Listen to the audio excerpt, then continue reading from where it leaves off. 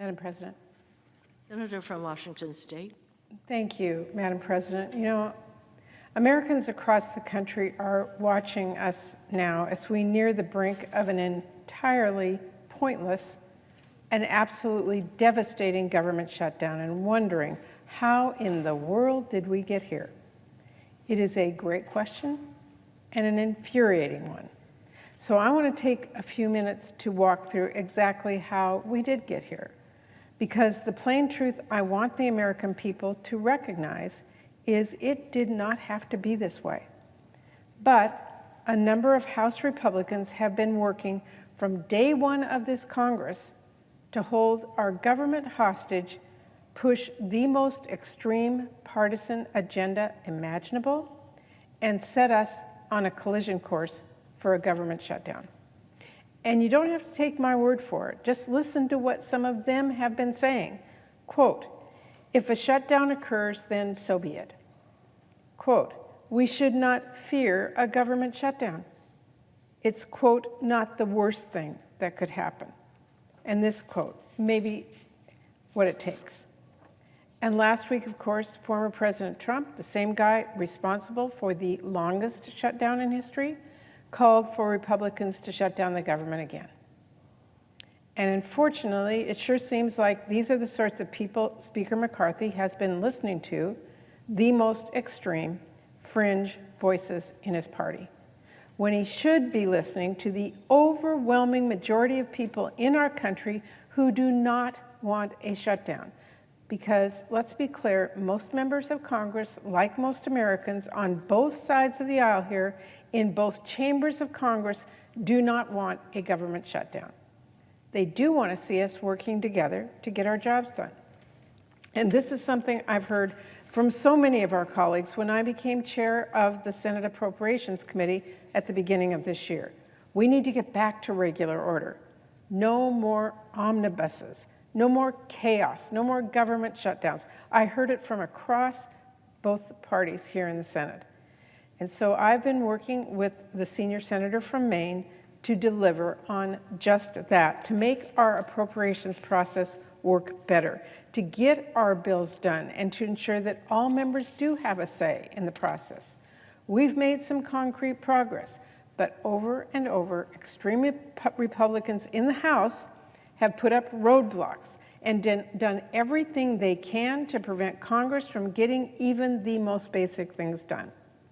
The vice chair of the Appropriations Committee and I held nearly 50 hearings this past spring to evaluate what resources our communities need in the year ahead. But then, instead of being able to get right to work and negotiate top-line spending numbers and writing those bills as we finished those hearings this spring, we had to press pause to contend with extreme Republicans who were then holding our nation's credit hostage and threatening a devastating default if they did not get their way with unrealistic, draconian cuts to a program that this entire country relies on. It was a full-blown crisis. It was created by extreme House Republicans who ground Congress and almost our economy to a halt. Finally, after their dangerous brinksmanship caused so much unnecessary drama and delay, President Biden and Speaker McCarthy struck a deal on spending levels that rejected the deepest, most damaging cuts. Now, it was not a deal I would have written myself, absolutely not. But a deal is a deal. The Speaker and the President shook hands. We all voted on it. It was signed into law. We had an agreement, so we here in the Senate could finally get to work writing our bipartisan spending bills. And in the Senate, that is exactly what we did. The senior senator from Maine and I said, okay, let's get things back on track. Let's get back to regular order. Let's write serious bills that can actually be signed into law. And we agreed to work off that Biden-McCarthy deal in a bipartisan way to avoid partisan poison pills and give all of our colleagues input on those bills. We held televised bipartisan markups with amendments, with debate, and for the first time in 5 years, we passed all 12 bills out of the committee and those bills passed overwhelmingly with bipartisan support.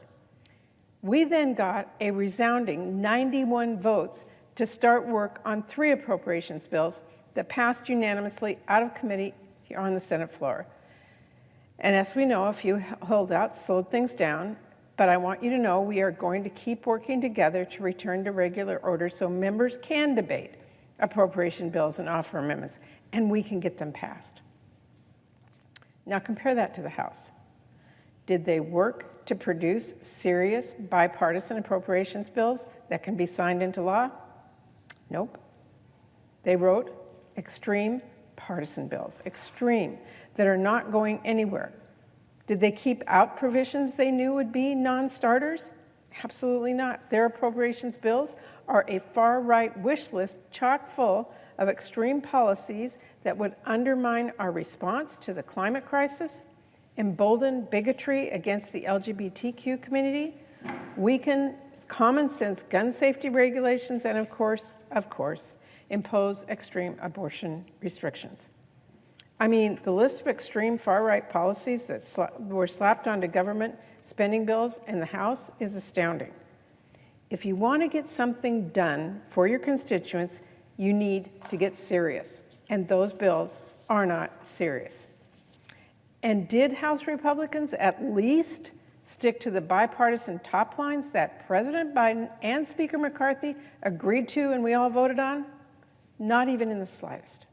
Before the ink was dry on that deal that he shook hands on, Speaker McCarthy caved to demands from the far right to ignore those agreed upon spending levels and take a hatchet to programs that our families rely on. In those spending bills, House Republicans want to cut 80%, 80%, that's $14.7 billion from Title I funding our public schools rely on. It supports nearly 90% of our nation's school districts. And that includes rescinding funding that Congress provided last year that schools have worked into their budgets and are using for this school year. They want to cut grants that keep our drinking water safe by more than half. They want to slash nearly $4 billion from life-saving research at the NIH. In the middle of a child care crisis, they want to cut Head Start by $750 million and eliminate funding to help our states expand preschool programs. I'm just getting started. I could go on all day with the devastating cuts House Republicans have jammed into their partisan spending bills with utter disregard for that agreement that we all passed a few months ago, and more importantly, for how harmful those cuts would be for folks back home. Those cuts would hollow out federal programs and agencies to a point where basic government services that people expect to get done, whether it's food safety inspectors or air traffic controllers, would almost certainly break down. I don't say all of this, Madam President, to score political points. I am laying the facts out to make them plain to the American people, who I am sure are just as frustrated as I am about how pointless it would be to shut down and how ridiculous it is that we are even at this point today. So here we are, days from a government shutdown, and it is clearly the only way Congress can keep the lights on and avoid a terrible shutdown is the bipartisan bill to continue funding and keep things open short-term while we work on those full-year bills. And the House isn't even trying to put together a serious proposal to do that. Here in the Senate, the senior senator from Maine and I have a simple bipartisan bill that keeps the government funded so we can continue to work on our full-year appropriations bills. It includes absolutely essential, time-sensitive reauthorizations for the FAA and other agencies, and it extends urgently needed funding for disaster relief and our allies in Ukraine. It is a truly reasonable, bipartisan bill, carefully negotiated. And we are working at this very moment with our colleagues to get this bill over to the House as soon as possible. But so far, Speaker McCarthy seems to be more focused on indulging a few members by writing bills with massive cartoon villain level cuts instead of listening to the American people and avoiding this shutdown. And after wasting all that time on his partisan bills, which will never become law, he tried to jam through a truly extreme CR that would have cut agencies by 30%, 30%, as if a 30% shutdown isn't devastating to our families and economies. They need to get real. If it were to become law, that extreme proposal would have been devastating for families and for our country. Whether it's the Social Security Administration, who is working to get seniors signed up to new benefits, Department of Education, who is working to process Pell Grants and financial aids for students, those agencies and so many others would have had to figure out this Monday how to implement a 30% across-the-board cut if their bill had passed. This Monday. Their bill would grind basic government services to a halt. It would create chaos and almost certainly make the odds of a recession likely. As we just saw a while ago, that bill, fortunately, went down in the House in flames because it was not bipartisan. And it was not a serious effort to get our communities the funding they need. So the lesson here should be obvious.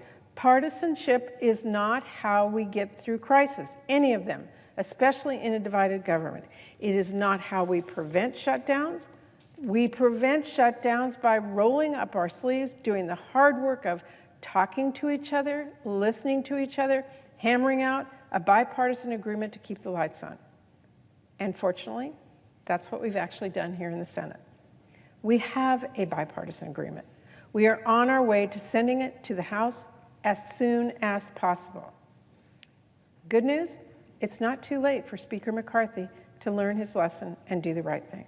So I hope instead of listening to the likes of former President Trump or the extreme right and continuing to push a bill like he just did that failed so badly, the Speaker needs to listen to all of the people who will be hurt by this shutdown, who will miss their paychecks, who will be cut off from health care and child care and support they rely on. And then I hope he will commit to bringing up our common sense CR bills to the floor as soon as possible. Madam President, let us get our jobs done. Let's keep the government open. And then, instead of retreating back to partisan extreme, I urge Speaker McCarthy to do what so many of our members on both sides of the aisle here in the Senate have called for and work together with our colleagues to find common ground and produce serious proposals that will make people's lives better. Politics isn't a game.